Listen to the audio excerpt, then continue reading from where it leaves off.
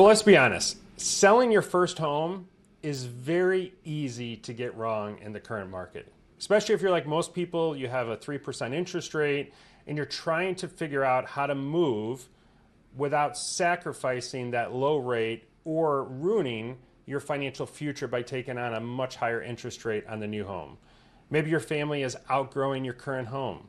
Maybe you need to relocate, or maybe there's a life event that is happening that you need to move. But the idea of selling and buying at the same time in this market can feel very overwhelming. Many first-time sellers are struggling with the idea of giving up this low interest rate and moving in the current market. So today I'm going to walk you through what most sellers get wrong and how to sell your home the smart way with more strategy and a lot less stress. My name is Eric Hamilton. I'm a top 1% mortgage lender in the country. I focus on data-driven analysis to help consumers and realtors make informed decisions. I've spent the last 20 years helping thousands of families build wealth through real estate. I'm not just a mortgage lender, I am a strategist. I focus on data-driven analysis to help my buyers and sellers make good financial decisions. This video is for first-time sellers who want to do it right.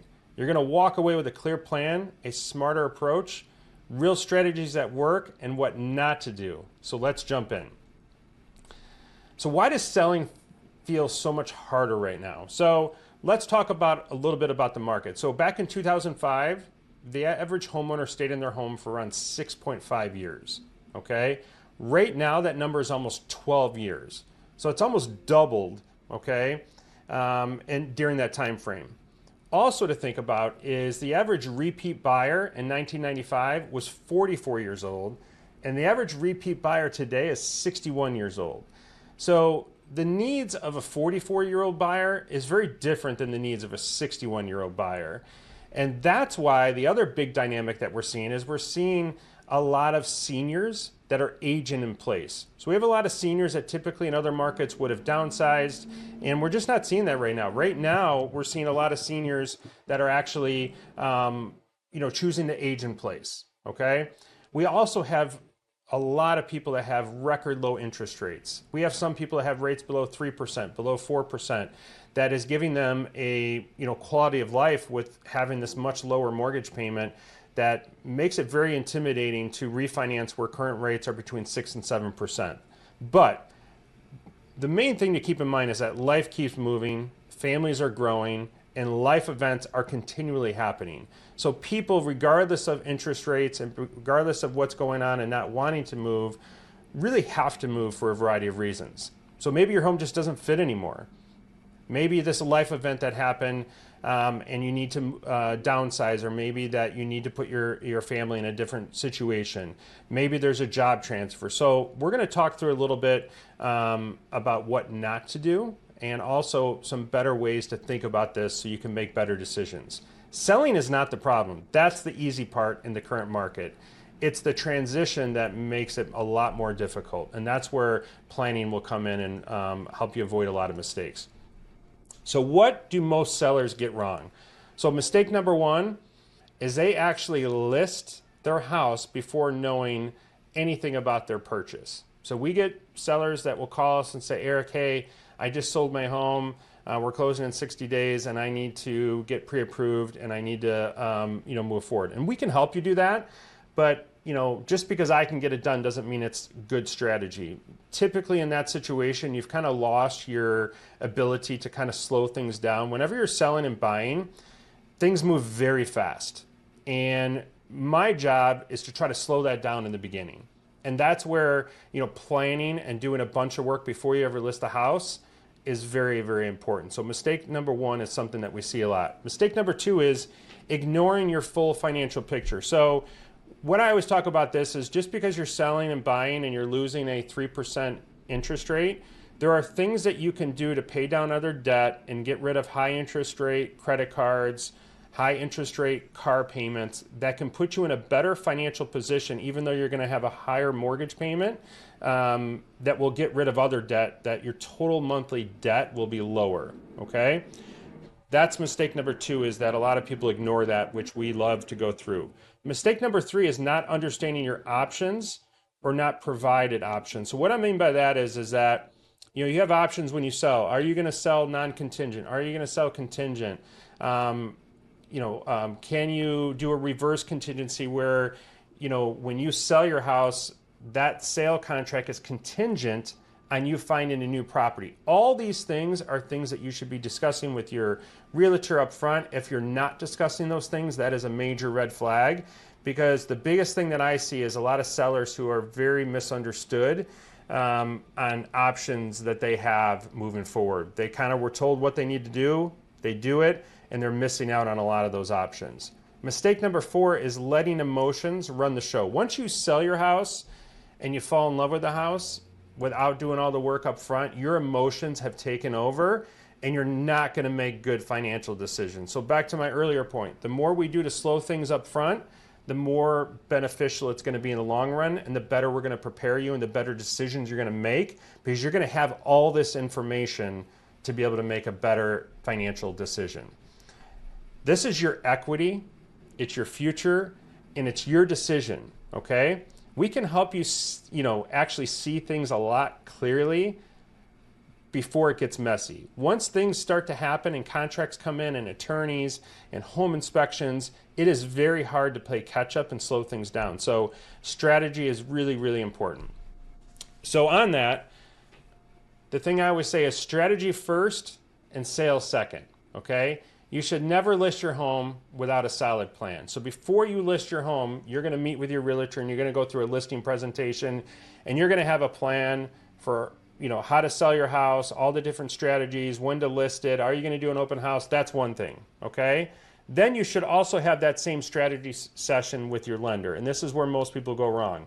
You're going to want to understand your equity position, your buying options, your timeline. Do I need to sell first? Do I need to, how much money am I putting down? Am I going to pay down debt? All those things you need to go through well before selling your house, okay? And we're going to map it all out for you before you make a move. Any good lender, okay, is going to do that so you can avoid surprises and have a much better experience, okay? So remember, strategy first, sales second. So let's talk about sales contingencies, because this comes up a lot, and I would always caution you to, proceed with caution when it comes to sale contingencies, okay? Not understanding sale contingencies that you are signing on a contract can be very risky.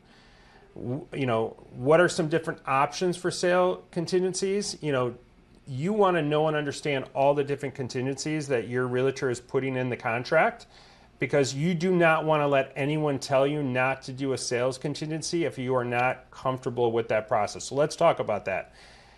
If you do not want to purchase your new home without selling your previous home, let your realtor know that up front. Even if you're qualified, if you're not comfortable with it, you are in control of this process. And I see far too many times my buyers signing contracts with contingencies they do not understand.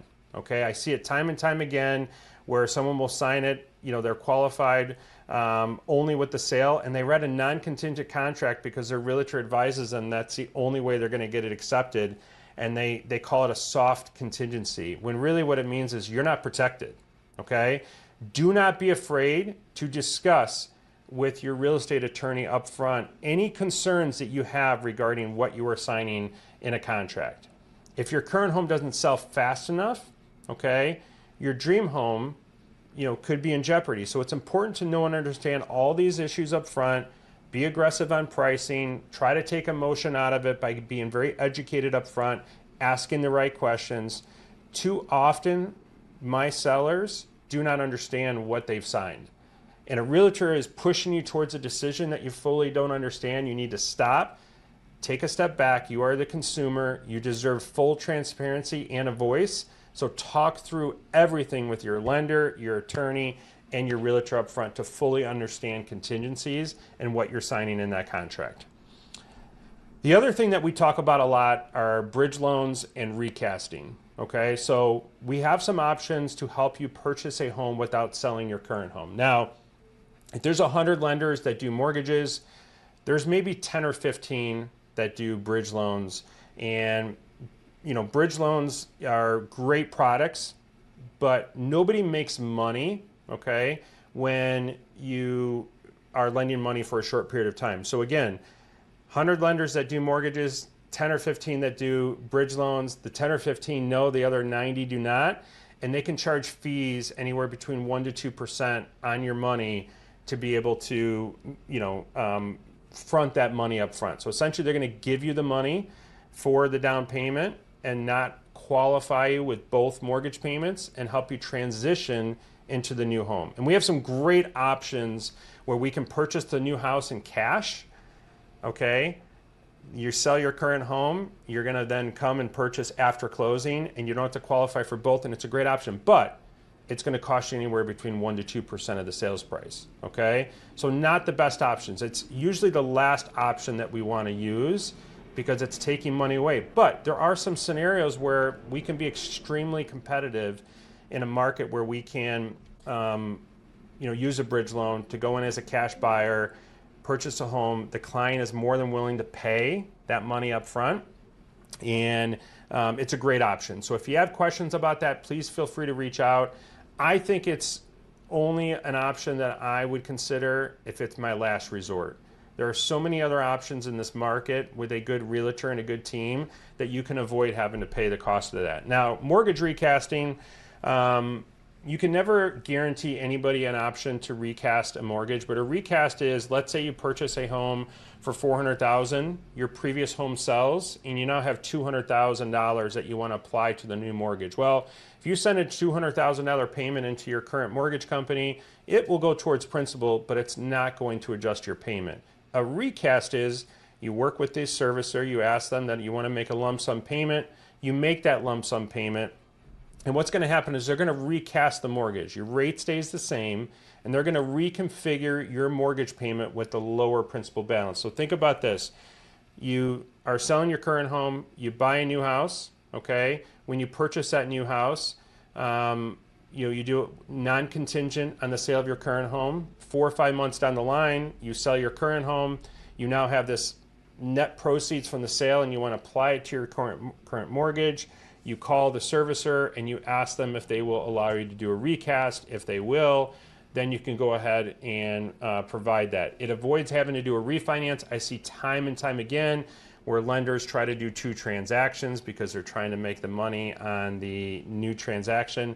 A recast is a much better option. So this will give you more control and reduce stress, but again, be mindful of the cost in order to do that. So we talk about these options with clients every day, and I will be honest with you, we use them very little. So they are a great conversation starter, but we do not need them as much as people would think because most people qualify, or we talk through contingency options, or we come up with some better options. So the other thing that I wanted to talk about is to build your team early. So not every outcome when you're selling a house and buying a house will be the same. Your team and the way they work together will determine your outcome. So I've done, these transactions thousands of times. In my experience and the processes that I have for my team avoid a lot of the issues and a lot of the problems that most people run into. That's why not every outcome will be the same, okay? A great realtor will work with great providers who can deliver on expectations.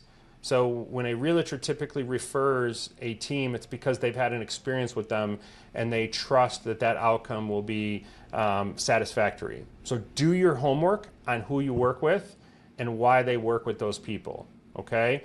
You need a team that works together, the lender, the realtor, the attorney, the title company, the insurance people.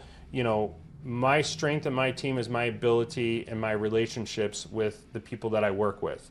And they know my team and they trust my team, and that's what allows us to get things done. We almost act in a lot of ways as like a quarterback. Before, during, and after closing, we are involved in helping and making sure we try to kind of predict and remove risk from a transaction. This isn't about just getting the loan done. That's the easy part. I get an amazing team to get a loan done. This is about navigating the entire process from months before listing all the way till 6 months after closing and making sure every piece is understood, and we employ the best strategy to put you in the best position, not only to win the house, but to make sure that 6 years from now, 10 years from now, you're in the best position moving forward. So in summary, and kind of an action plan moving forward, number one, understand your equity. Understand what you're going to walk away with. Understand, your bottom line, what your options are. Number two, build a plan before listing. Make sure that your plan is in place well before you list a home. You've interviewed, people, all of that stuff. Be cautious with contingencies. That's the other thing, making sure you understand that, asking the right questions. Do not put yourself in jeopardy just because, you need this house and you don't care, you got to have it, and you start signing stuff. Biggest mistake people make. Consider bridge loans or recasting as an option. And then lastly, assemble your team early. Put your team together, interview people, talk with people, feel comfortable. Selling your home is a huge opportunity, okay? You just want to make sure that you don't put yourself in a position that you could have avoided with better planning up front. Do you like this video? Please subscribe for more weekly tips. I do a video every single week. You can drop your questions in the comments. I will answer them personally as soon as possible. So are you ready to plan your move? Are you ready to kind of like get started and talk through strategy? Maybe you're going to sell a year from now. Maybe you're going to sell 6 months from now. It is never too early to get started. So there's a link in the description. Please click that link, schedule time with me personally, and I'd be more than happy to walk through your options.